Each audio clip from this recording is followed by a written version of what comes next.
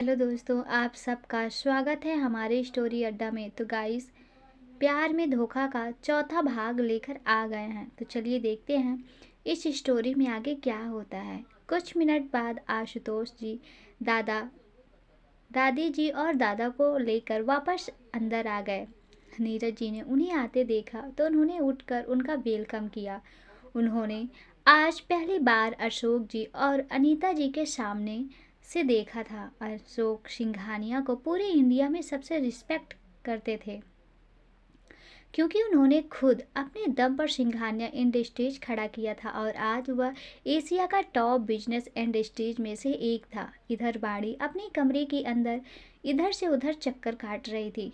वो बहुत परेशान थी और उसने जब और सहन नहीं हुआ तो वह कमरे से बाहर निकलकर सीधे लिविंग रूम के अंदर जाने लगी।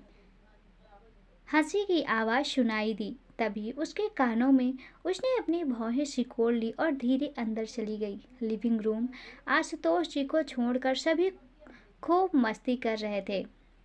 वह उदास चेहरे के साथ एक कोने में बैठे थे। वाणी को भरोसा नहीं हुआ कि वह क्या देख रही है। उसने देखा सिद्धार्थ और नीरज जी मुस्कुराते हुए एक दूसरे से बात कर रहे थे। साथ ही बाकी सब भी एक दूसरे से बात करने में बिजी थे। वाणी को यह सब देखकर खुशी तो हुई, लेकिन उसे बुरा भी लगा, क्योंकि किसी ने ध्यान नहीं दिया कि वह वहाँ नहीं थी और किसी ने भी यहाँ पर नहीं बुलाया। यह सब सोचकर वह वापस अंदर जाने के लिए मुड़ने ही वाली थी कि साक्षी जी ने उसे देखा और कहा, तुम यहाँ हो? मैं सोच रही थी कि तुम कहाँ हो। फिर उन्होंने अपने बगल की जगह को थपथपाते हुए कहा, इधर आओ और मेरे पास बैठो। अपनी पत्नी को वहां अकेला खड़ा देखकर सिद्धार्थ उठा और उसकी ओर जाने लगा। सिद्धार्थ को अपनी ओर आते देख वाणी ने अपना चेहरा दूसरी तरफ घुमा लिया। सिद्धार्थ को उसके हाव भाव देखकर यकीन हो गया कि वह किसी बात को लेकर नाराज है। उसने उसका हाथ पकड़ा और कहा, चलो। वाणी ने अपने हाथों सिद्धार्थ के हाथों से अलग किया और कहा, मैं अपने आप चल सकती हूँ। सिद्धार्थ ने उसका हाथ पकड़ा और कहा, तुम मेरी पत्नी हो, तुम्हें मेरे साथ चलना चाहिए। लेकिन वाणी ने अपना हाथ हटा दिया और कहा, ओह, तो आपको अब भी याद है कि हम आपकी पत्नी हूँ? सिद्धार्थ ने हैरानी से वाणी की तरफ देखा और पूछा, क्या हुआ? तुम नाराज क्यों हो? वाणी उसे इग्नोर करके आगे साक्षी जी के पास चली गई। उसे खुद भी नहीं समझ आ रहा था कि वह नाराज क्यों है। सिद्धार्थ वापस सोफे पर आके बैठ गया। उसने वाणी की तरफ अपनी नज़र डाली, लेकिन देखा कि वो उसे नज़रअंदाज कर रही थी। यह देखकर उसने अपने मन में सोचा, अब मैंने क्या किया? कुछ मिनट बाद शीला और कुछ नौकरानियां स्नैक्स और ड्रिंक लेकर किचन से बाहर आई। उन्होंने बस सब टेबल पर रख दिया, क्योंकि उन दोनों ने हम सबको बिना बताए कर दी थी। शादी है तो हम सच में सोच रहे हैं कि हम फिर से उनकी शादी पूरे रस्म रिवाज के साथ कराएं, दादाजी ने कहा। शादी की बात सुनकर ही वाड़ी के चेहरे पर बेचैनी आ गई। उसकी और कपिल की शादी में जो कुछ हुआ था वह सब फिर से उसके दिमाग में घूम गया। दादी जी, अभी इसकी कोई ज़रूरत नहीं है, हम जब तैयार हो जाएंगे तब आपको बताएंगे। सिद्धार्थ ने जब वाणी के चेहरे के बदलते भाव को देखा तो कहा, हालांकि वह भी चाहता था कि उन दोनों की शादी पूरे रस्म रिवाज से के साथ हो, लेकिन वह अपनी खुशी के लिए वाणी को तकलीफ में नहीं देख सकता था। हाँ, सिद्धार्थ सही कह रहा है, हम इसे उन दोनों पर ही छोड़ देते हैं। और वैसे भी उन दोनों की शादी तो हो गई है, और अगर वह लोग दूसरी शादी नहीं चाहते हैं तो कोई ज़रूरत नहीं है, साक्षी जी ने कहा। उनकी बात सुनकर वाणी के होठों पर एक हल्की सी मुस्कुराहट आ गई। हाँ, अभी मुझे भी कुछ प्रॉब्लम है, तो सब कुछ ठीक होने के बाद हम शादी के प्लान के बारे में बात कर सकते हैं। नीरज जी ने एक गहरी सांस लेकर बोले, मैं भी आपसे इस बारे में बात करना चाहता था। हम ओबराय इंडस्ट्रीज के साथ कोलैबोरेशन करना चाहते हैं, तो इस बारे में डिस्कस करना चाहिए। सिद्धार्थ ने शांत भाव से कहा, सॉरी बेटा, पर मैं यह एक्सेप्ट नहीं कर सकता। मेरी बेटी की शादी तुमसे हुई है, इसका मतलब यह नहीं है कि तुम लोगों को फ़ायदा उठाएं। मैं खुश हूँ कि उसे तुम जैसा परिवार मिला, लेकिन मैं ऐसा नहीं कर सकता। नीरज जी ने कहा। नीरज, तुम यह सब क्या बोल रहे हो?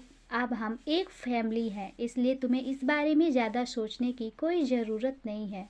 साक्षी जी ने नीरज जी की तरफ देखकर कहा। और ऐसा नहीं है कि सिंघानिया इंडस्ट्रीज ओबराय इंडस्ट्रीज की हेल्प कर रहा है।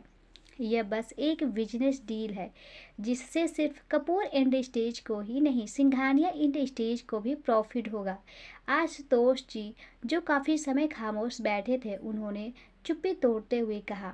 डैड सही कह रहे हैं, आपको यह प्रपोजल रिजेक्ट नहीं करना चाहिए, सिद्धार्थ ने कहा। नीरज जी ने कुछ कहना चाहते थे, लेकिन वाणी ने उन्हें रोकते हुए कहा, हाँ पापा, सिद्धार्थ सही कह रहा है।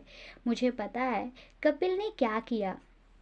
अगर आपने यह प्रपोजल एक्सेप्ट नहीं किया तो हमारी कंपनी पूरी तरह से बंद हो जाएगी।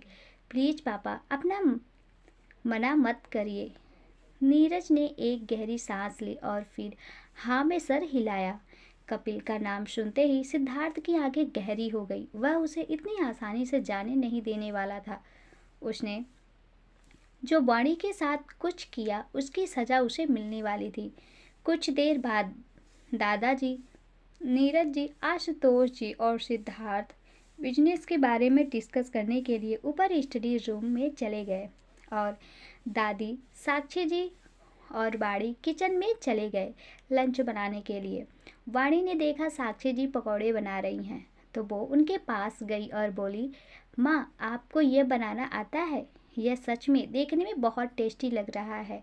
यह मुझे मेरी माँ ने सिखाया है। तुम इधर आओ, मैं अभी तुम्हें सिखाती हूँ यह कैसे बनाते हैं, साक्षी जी ने मुस्कुराते हुए कहा। उनकी बात सुनकर वाणी का चेहरा खिल उठा, क्योंकि उसे अपनी माँ से कभी कुछ सीखने का मौका ही नहीं मिला था। जब साक्षी जी वाणी को पकौड़े बनाना और तलना सिखा रही थी, तभी पीछे से किसी ने आकर कहा, वाह पकौड़े, क्या मुझे एक मिल सकता है? यह अभी तक रेडी नहीं हुआ है। और तुम अब तक कहाँ थे? यहाँ आने के बाद मैंने तुम्हें एक बार भी नहीं देखा, साक्षी जी ने समर्थ की तरफ देखते हुए कहा। तो समर्थ मुस्कुराते हुए बोला, कंपनी में कुछ ज़रूरी काम आ गया था, इसलिए मुझे जाना पड़ा। फिर वह अपनी भाभी की ओर मुड़ा और बोला, भाभी, आप भी पकौड़े बना रहे हो? वाणी ने उसकी ओर देखकर अपना सर हिलाया। समर्थ दिखने में बहुत हैंडसम था और काफ़ी हद तक सिद्धार्थ की तरह ही दिखता था। हमें परेशान करने के बजाय तुम स्टडी रूम में जाके अपने भाई के साथ बिजनेस के बारे में डिस्कस क्यों नहीं करते? साक्षी जी ने उसे किचन से बाहर निकालते हुए कहा। लेकिन समर्थ ने प्लेट से पकौड़े उठाया और मुंह में डालते हुए बोला, मेरा वहाँ पर कोई काम नहीं। आपको पता है ना, मुझे वह सब समझ में नहीं आता और मुझे बिजनेस में कोई इंटरेस्ट भी नहीं है। यह सुनकर वाणी ने समर्थ से पूछा, तुम अपने भाई के साथ उसी कंपनी में काम क्यों नहीं करते? नहीं भाभी, हम अलग अलग कंपनी चलाते हैं। आपको तो पता है सिंघानिया इंडस्ट्रीज के प्रेसिडेंट भाई हैं और ग्लोबल इंटरटेनमेंट सिंघानिया इंडस्ट्रीज के अंदर ही आता है। लेकिन भाई को एंटरटेनमेंट इंडस्ट्रीज में कोई इंटरेस्ट नहीं है, इसलिए ग्लोबल एंटरटेनमेंट का प्रेसिडेंट मैं हूँ, समर्थ ने वाणी को समझाते हुए कहा। वाणी जानती थी कि ग्लोबल एंटरटेनमेंट सिंघानिया इंडस्ट्रीज के अंडर ही है। उसने यह भी सुना था कि ग्लोबल एंटरटेनमेंट का सीईओ समर्थ सिंघानिया है, जिसे बहुत क्रूर माना जाता था। इंटरटेनमेंट इंडस्ट्रीज में हर कोई उससे डरता था। वाणी ने देखा समर्थ बार बार साक्षी जी से छुपकर पकौड़े चुराने की कोशिश कर रहा है। यह सब देखकर उसे यकीन नहीं हो रहा था कि वह वही समर्थ सिंघानिया है जिससे पूरी इंटरटेनमेंट इंडस्ट्री डरती है। वह इतना तो समझ गई थी, बाहर के लोग जैसे सिंघानिया फैमिली को जानते थे, वह सब वैसे बिल्कुल भी नहीं थे। वाणी को अपने ख्यालों में खोए हुए देखकर समर्थ ने उसके चेहरे के सामने अपनी उंगलियां रख दी और कहा, क्या हुआ भाभी, आप क्या सोच रही हैं? कहीं आप भाई के बारे में तो नहीं सोच रही हैं ना? वाणी ने और कुछ नहीं कहा और अपना सिर नीचे कर लिया। तुम अपनी भाभी को इस तरह तंग मत करो, ऊपर जाओ और सबको लंच करने के लिए नीचे बुला कर लाओ। साक्षी जी ने समर्थ के कान खींचते हुए कहा।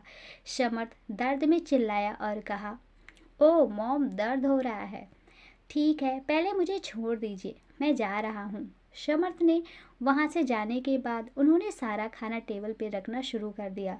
स्टडी रूम के अंदर सबके चेहरे पर गंभीर भाव थे। आशुतोष जी, मेरा सजेशन है उनके साथ हम आधे कोलेबोरेशन ख़त्म करते हैं, उसके बाद धीरे धीरे हम सारे कोलेबोरेशन ख़त्म कर देंगे, इससे उन्हें ज़्यादा लॉस होगा। आशुतोष जी की बात सुनकर सिद्धार्थ और दादाजी ने सहमति में अपना सर हिलाया। दूसरी तरफ नीरज जी समझ नहीं पा रहे थे ये कैसे रिएक्ट करे। उन्हें पता था कि सिंघानिया इंडस्ट्रीज के साथ कोलेबोरेशन करना ओबराय इंडस्ट्रीज के लिए बहुत फ़ायदेमंद होगा, लेकिन फिर भी उन्हें यह सब सही नहीं लग रहा था। नीरज जी के चेहरे के एक्सप्रेशंस देखकर सिद्धार्थ समझ गया था कि वह क्या सोच रहे हैं, इसलिए उसने उनके हाथ पर अपना हाथ रखा और कहा, पापा, आपको ज़्यादा सोचने की ज़रूरत नहीं है। अब से हम सब एक फैमिली का हिस्सा हैं, इसलिए आपकी हेल्प करना हमारी रिस्पॉन्सिबिलिटी है और यह सब मैं वाणी के लिए कर रहा हूँ। मैं उसे कभी भी तकलीफ़ में नहीं देख सकता। नीरज जी ने अपना सर हिलाया और कहा, ठीक है, मैं वही करूँगा जो आप सभी मुझसे करवाना चाहते हैं। खट खट, कमरे में एक जोर से दस्तक सुनाई दी तो सबने दरवाजे की तरफ देखा जहाँ पर समर्थ खड़ा था। वैसे आप सब इतने सीरियस होके सब किस बारे में बात कर रहे थे?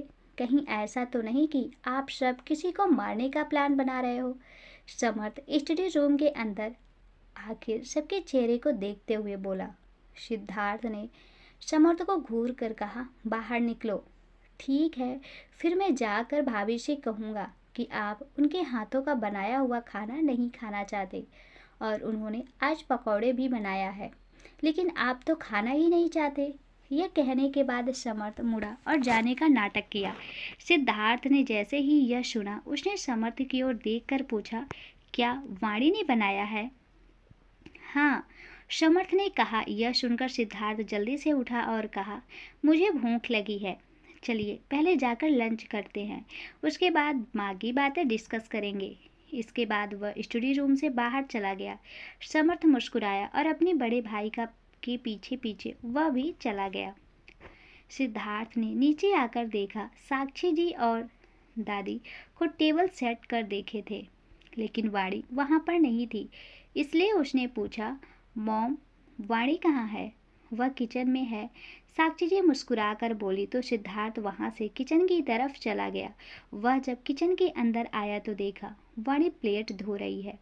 वह उसकी तरफ जाने लगा। वाणी ने जब उसे अपनी ओर आते देखा तो वह मुस्कुराई और बोली, आप जाकर बैठ जाइए, मैं बस 2 मिनट में आ रही हूँ। इतना कहने के बाद वह वापस अपना काम करती रही।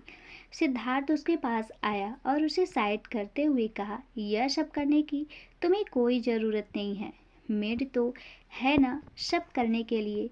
वाणी ने सिद्धार्थ के चेहरे की ओर देखा और कहा, वह सब काम कर रहे हैं, मैं बस प्लेट धो रही हूँ, इसमें कोई बड़ी बात नहीं है।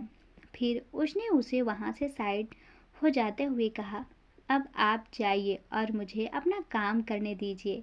सिद्धार्थ ने उसे वापस साइड हटाते हुए कहा, तुम यहाँ से जाओ, तुम्हें यह सब करने की ज़रूरत नहीं है, मैं कर दूँगा। उसकी बात सुनकर वाणी हंसते हुए बोली, अगर आप प्लेट धोगे तो आपकी इमेज का क्या होगा और लोग आपके बारे में क्या सोचेंगे?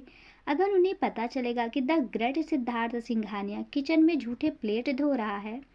उसकी बातों को नज़रअंदाज करते हुए सिद्धार्थ ने प्लेट धोना शुरू कर दिया और कहा, अगर लोगों को पता चला कि सिद्धार्थ सिंघानिया अपनी शादी के दूसरे दिन अपनी पत्नी से प्लेट धुलवा रहा है, तब वह मेरे बारे में क्या सोचेंगे?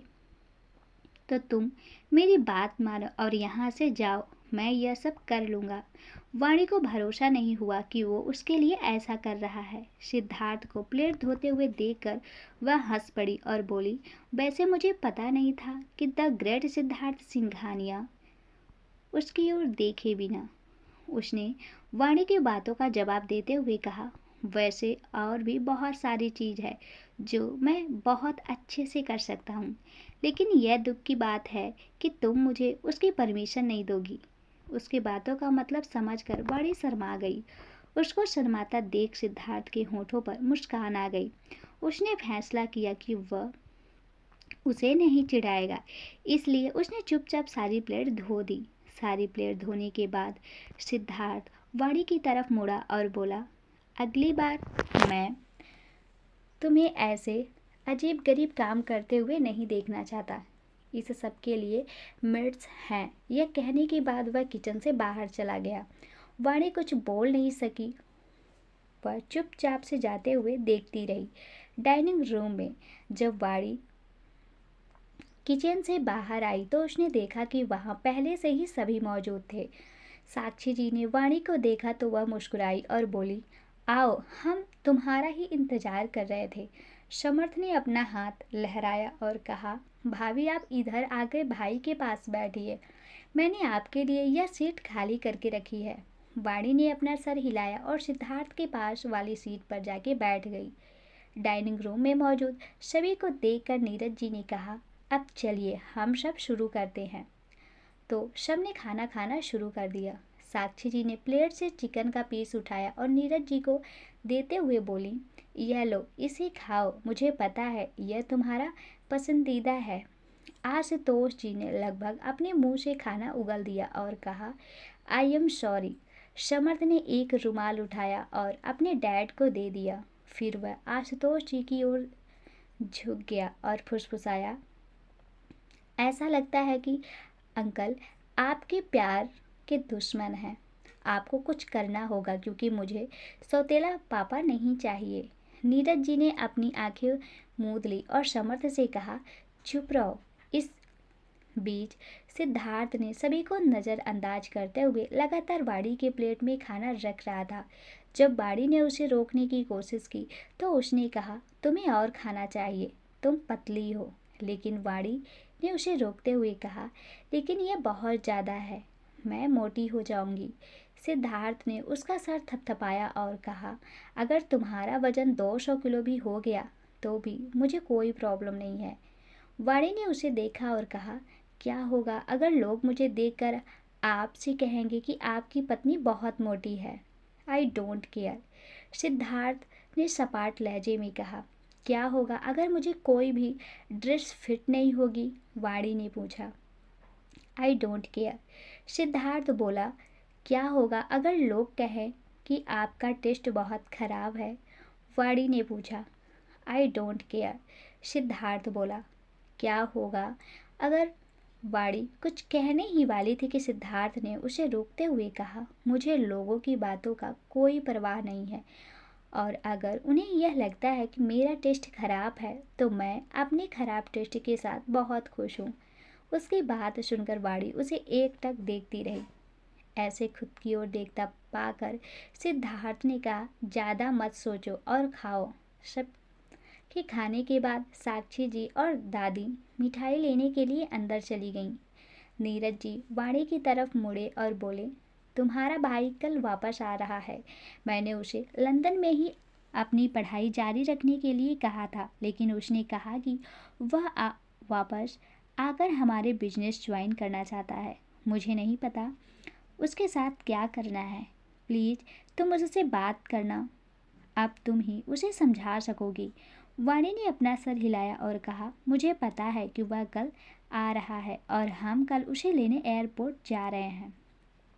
और अगर वह वापस आकर बिजनेस में आपके हेल्प करना चाहता है तो यह तो बहुत अच्छी बात है। आप इतना सब कुछ एक साथ नहीं संभाल पाएंगे। उसकी बात सुनकर नीरज जी ने सहमति में अपना सर हिलाया। सिद्धार्थ वाणी की ओर झुका और पूछा, तुम किसके साथ जा रही हो। वाणी उसकी बातों का जवाब देते हुए बोली, मैं आपके साथ जाने के बारे में सोच रही थी, लेकिन मुझे पहले आपसे परमिशन लेना चाहिए था, लेकिन मैं आपसे पूछना भूल गई, सॉरी। कोई भी डिसीजन लेने के लिए वह मेरी परमिशन लेने की कोई ज़रूरत नहीं है और मेरे बारे में तो बिल्कुल भी नहीं, क्योंकि मेरी पत्नी जो कहेगी मैं वही करूँगा। सिद्धार्थ ने हंसते हुए कहा। पास बैठे समर्थ ने जब उन दोनों की बात सुनी तो वह हंसते हुए बोला, हे भगवान, मेरा भाई भी अब पापा और दादाजी की तरह जोरू का गुलाम बन गया है। उसकी बात सुनकर दादाजी और आशुतोष जी शर्मिंदा होकर एक साथ बोले, मैं जोरू का गुलाम नहीं हूँ। दादी और साक्षी जी ने अपने अपने पति के कंधे पे हाथ रखा और कहा, आपने क्या कहा? खाना खाने के बाद सभी लोग लिविंग रूम में बैठकर बातें करने लगे। साक्षी जी और आशुतोष जी पहले चले गए क्योंकि आशुतोष जी के ऑफिस में कुछ इम्पोर्टेंट काम थे। उसके कुछ मिनट बाद दादाजी, दादी और समर्थ साथ निकल गए। अब हॉल में सिर्फ सिद्धार्थ, वाणी और नीरज जी थे। अचानक सिद्धार्थ का फ़ोन बजा। वह बात करने के लिए बाहर आ गया। उसके वहाँ से जाने के बाद नीरज जी ने वाणी का हाथ पकड़ा और पूछा, क्या वह तुम्हारे साथ अच्छे से पेश आता है? वाणी मुस्कुराई और बोली, हाँ पापा, वह बहुत अच्छे से और मेरे साथ बहुत अच्छे से पेश आता है। वह झूठ नहीं बोल रही थी। सिद्धार्थ सच में उसके साथ बहुत अच्छे से पेश आता था। उसकी बात पर नीरज जी ने मुस्कुराते हुए कहा, अगर तुम खुश हो तो मैं भी खुश हूँ, लेकिन अगर कभी कुछ ऐसा वैसा हुआ तो तुम बिना हिचकिचाहट के मेरे पास आ सकती हो। अपने पापा की बहुत बात सुनकर वाणी की आंखों से आंसू आ गए। उसको ऐसे रोता देख नीरज ने उसे अपने गले से लगा लिया। इस बीच सिद्धार्थ वहाँ से बाहर आकर कॉल रिसीव किया और कोल्ड वॉइस में कहा, बोलो। फ़ोन के दूसरी तरफ से के आदमी ने उसकी आवाज़ सुना तो उसने अपनी रीढ़ की हड्डी में ठंडक महसूस की। बॉस, हमारी वार्निंग देने के बाद भी वह इंडिया आ गए हैं और आपके फैमिली मेम्बर्स को ढूंढ रहे हैं, दूसरी तरफ से रॉकी ने कहा। उसकी बात सुनकर सिद्धार्थ ने मुस्कुराते हुए कहा, मुझे लगता है कि वह भूल गए कि मैं कौन हूँ। हम सब चुप हैं तो उन्हें लग रहा है कि हम कमज़ोर हो गए हैं। अब वक्त आ गया है उन्हें उनकी असली जगह दिखाने का। जल्दी से जल्दी टीम रेडी करो। फिर उसने थोड़ा रुक कर कहा, सिंघानिया पैलेस और सिंघानिया मेंशन की सिक्योरिटी डबल कर दो और सिंघानिया फैमिली के हर एक मेंबर के लिए बेस्ट बॉडीगार्ड का इंतजाम करो। रॉकी ने आश्वस्त स्वर में कहा, हाँ बॉस, आपको इसकी चिंता करने की कोई ज़रूरत नहीं है, मैं सब अरेंज कर दूंगा। यह कहने के बाद वह फ़ोन काटने ही वाला था कि सिद्धार्थ ने कहा, मेरी वाइफ के लिए 2 फीमेल बॉडीगार्ड और 2 मेल बॉडीगार्ड का अरेंज करो। रॉकी को भरोसा नहीं हुआ कि उसने क्या सुना। क्या उसके बॉस की शादी हो चुकी है, लेकिन कब और किससे? वो सोच ही रहा था कि सिद्धार्थ ने कहा, क्या तुम सब समझ गए? रॉकी अपनी सोच से बाहर आया और बोला, यस बॉस। उसके बाद सिद्धार्थ ने कॉल कट कर दिया और अंदर चला गया। जब वह अंदर आया तो उसने देखा कि वाणी नीरज जी के गले लग रो रही है। यह देखकर सिद्धार्थ ने अपनी भौहें ऊपर उठाई।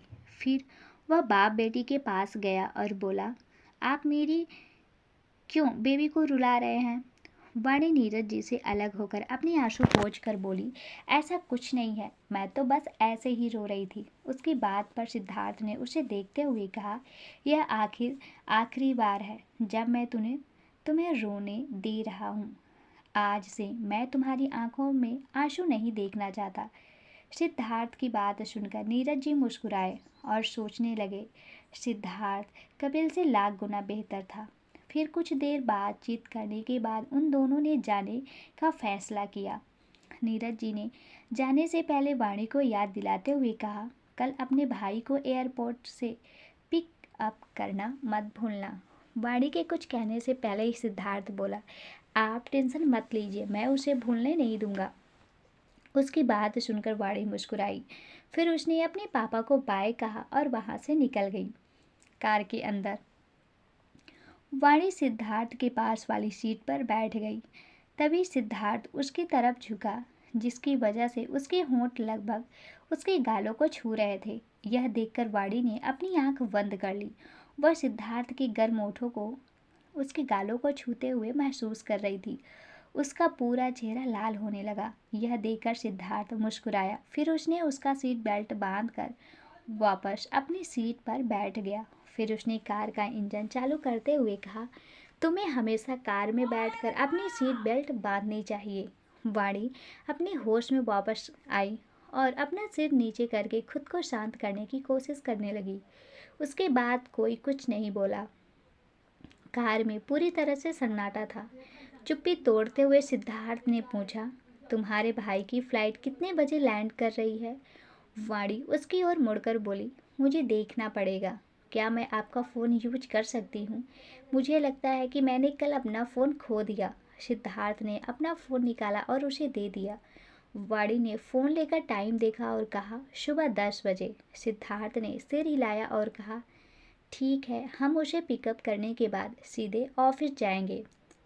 वाणी ने उसकी तरफ देखा और कहा, ऑफिस? मैं आपके साथ ऑफिस जाके क्या करूँगी? सिद्धार्थ ने उसकी तरफ देखा। उसकी बातों का जवाब देते हुए बोला, तुम अब मेरी वाइफ हो, मिसेस सिद्धार्थ सिंघानिया, इसलिए मैं अपने ऑफिस में एम्प्लॉयज़ को अपने लेडी बॉस से मिलवाना चाहता हूँ। वाणी ने अपना सर नीचे किया और कहा, क्या यह करना ज़रूरी है? मेरा मतलब है कि हम जब मैरिड हैं तो लोगों को धीरे धीरे यह सब पता चल जाएगा, लेकिन मैं नहीं चाहती कि इन सब के बारे में अभी लोगों को पता चले। वाणी की बातों को समझते हुए सिद्धार्थ ने आह भरी और कहा, ठीक है, लेकिन कम से कम तुम मेरे साथ मेरे ऑफिस तो चल सकती हो ना? मैं तुम्हें अपने ऑफिस दिखाना चाहता हूँ। उसकी बात पर वाणी ने मुस्कुराकर अपना सर हिलाया। 15 मिनट बाद वाणी और सिद्धार्थ सिंघानिया मेंशन पहुंचे। सिद्धार्थ ने वाणी को अंदर जाने के लिए कहा क्योंकि उसे एक फ़ोन कॉल करना था। वाणी ने सर हिलाया और अंदर चली गई। उसके जाने के बाद सिद्धार्थ ने अपने असिस्टेंट को फ़ोन किया और कहा, इंडिया के सबसे बेस्ट स्मार्टफोन लेकर सिंघानिया मेंशन पर आओ और वाणी के पुराने नंबर पर एक नया सिम निकालो। तुम्हारे पास यह सब करने के लिए 20 मिनट हैं। रजत का जवाब इंतजार किए बिना उसका फ़ोन काट दिया और अपनी वाइफ के पीछे पीछे चल दिया। दूसरी तरफ रजत अपना मुंह खुला रखे खड़ा था। उसने सोचा था कि वाणी के साथ शादी के बाद सिद्धार्थ थोड़ा बदल जाएगा, लेकिन ऐसा लगता है कि यह बदलाव सिर्फ उसके पत्नी के लिए ही है। यह सोचकर रजत ने एक गहरी सांस ली। उसकी नज़र अपने वॉच पे चली गई। टाइम देखकर उसे एहसास हुआ कि अब उसके पास सिर्फ 16 मिनट बचे हैं, इसलिए वह जल्दी से वहाँ से निकल गया। सिद्धार्थ ने अपने कमरे के अंदर आकर देखा, वाणी सोफे पर सो रही थी। वह कुछ मिनटों तक उसे देखता रहा। फिर वह मुस्कुराकर उसके पास आया और उसे अपनी गोद में उठाकर ध्यान से बेड पर लेटा दिया और ब्लैंकेट से कवर कर दिया। सिद्धार्थ कुछ मिनट उसके पास बैठा रहा। उसने फिर उसके माथे को चूमा और कहा, एक दिन मैं तुम्हें ज़रूर अपना बनाऊंगा वाणी, लेकिन ज़बरदस्ती नहीं। मैं तुम्हारी मर्जी का इंतज़ार करूंगा। मुझे भरोसा है कि जितना प्यार मैं तुम्हें करता हूँ उतना ही प्यार तुम मुझे भी करोगी। फिर वह कमरे से बाहर अपने स्टडी रूम की तरफ चल दिया। सिद्धार्थ के जाते ही वाणी ने अपनी आंखें खोली और बंद दरवाजे को देखा। पता नहीं क्यों, लेकिन जब सिद्धार्थ ने उसे वह सारी बातें कही तो उसने अपने दिल में एक अजीब सी हलचल महसूस की। यह इंसान उसका इंतज़ार करने को तैयार था। उसके साथ जो कुछ भी हुआ था उसके बाद भी सिद्धार्थ ने उससे शादी की। वह समझ नहीं पा रही थी कि सिद्धार्थ ने उसमें ऐसा क्या देखा। यह सब कुछ सोचते हुए वाणी को नींद आ गई। स्टडी रूम के अंदर सिद्धार्थ ने रॉकी को फ़ोन किया और कहा, क्या सब तैयार है? रॉकी ने उत्साह से कहा, हाँ बॉस, सब कुछ तैयार है, टीम भी रेडी है, वह बस आपके इंस्ट्रक्शन का इंतज़ार कर रहे हैं। सिद्धार्थ ने मुस्कुराते हुए बोला, अभी उन्हें शांत रहने के लिए कहो, मैं देखना चाहता हूँ कि वह सब क्या करना चाहते हैं। रॉकी समझ गया कि उसके बॉस का क्या मतलब है। वह 5 साल से सिद्धार्थ के लिए काम कर रहा था। वह जानता था कि उसका बॉस कितना निर्दयी है। सिद्धार्थ ने रॉकी को याद दिलाया और कहा, मैंने तुम्हें मेरी वाइफ के लिए बॉडीगार्ड्स का क्या अरेंज करने के लिए कहा था, क्या हो गया? रॉकी ने सर हिलाया और कहा, सब सेट हो गया है। उसका जवाब सुनकर सिद्धार्थ ने फ़ोन रख दिया और ऊपर छत पे चला गया। छत की ओर देखते हुए उसने अपनी बीती हुई ज़िंदगी के बारे में सोचा। एक बड़ा मल्टीनेशनल कंपनी होने के कारण सिंघानिया इंडस्ट्रीज को बिजनेस राइवल के से बचाने के लिए अशोक सिंघानिया अंडरवर्ल्ड का मेंबर बना था। उसके बाद जैसे जैसे सिंघानिया इंडस्ट्री बड़ी होती गई, अंडरवर्ल्ड में उसके अशोक सिंघानिया की पकड़ भी बढ़ती गई। आखिरकार वह अंडरवर्ल्ड का लीडर बन गए। सब उसने डरते थे। किसी ने भी ऐसा कुछ करने की हिम्मत नहीं की जिससे वह नाराज हो। अशोक सिंघानिया के बाद आज तो सिंघानिया ने अंडरवर्ल्ड को कंट्रोल किया, और जब सिद्धार्थ अंडरवर्ल्ड का लीडर था, अशोक जी और आशुतोष जी को कभी किसी चीज़ की चिंता करने नहीं पड़ी, क्योंकि अनीता जी और साक्षी जी दोनों ही वेल ट्रेड थी और उनकी फैमिली भी अंडरवर्ल्ड से जुड़ी हुई थी। लेकिन उसका मामला अलग था। ओबराय फैमिली कभी भी अंडरवर्ल्ड की दुनिया में शामिल नहीं हुए थे और वाणी भी इन सबसे अनजान थी।